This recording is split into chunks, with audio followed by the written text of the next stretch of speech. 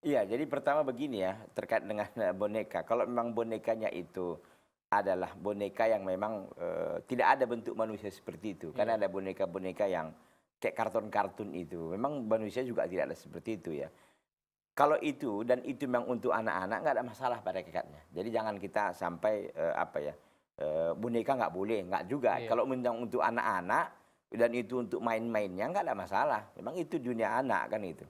Tapi ya diusahakan supaya jangan seperti itu kalau bisa. Tapi kan sekarang ini boneka-boneka ini kan bentuknya macam-macam lucu-lucu gitu iya, kan dan lain-lain. Itu memang dunia anak. Itu satu. Yang kedua, terkait dengan masalah disejajarkan ya dengan ini tadi sebaiknya jangan ya bahwa memang mushaf itu kita harus muliakan. Itu kan adalah kalamullah. Al-Qur'an itu adalah kalamullah dan dia harus ditempatkan di tempat yang layak.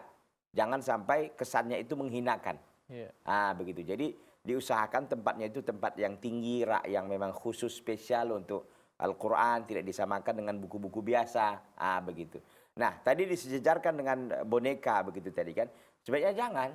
Dan itu bisa nanti akhirnya dianggap sebagai bentuk menghinakan Al-Quran. Ah, begitu. Jadi jangan begitu. Jangan disejajarkan itu. Pilihlah tempat yang khusus atau buatlah tempat yang khusus memang untuk mushaf. Karena iya, itu adalah kalamullah, kitab yang mulia, kitab yang suci, yang semua kita harus mengagungkannya. Ya, mengagungkannya dari semua sisi tentunya. Ya, membacanya, mentadaburinya, dan sebagainya. Termasuk juga cara menyimpannya. Maka kan kalau Al-Quran yang berceceran itu kan nggak boleh kita sembarangan. iya, Kalau ada yang umpama Al-Quran yang berceceran dalam pengertian karena mungkin rusak, lalu koyak, dibuang, nggak bisa.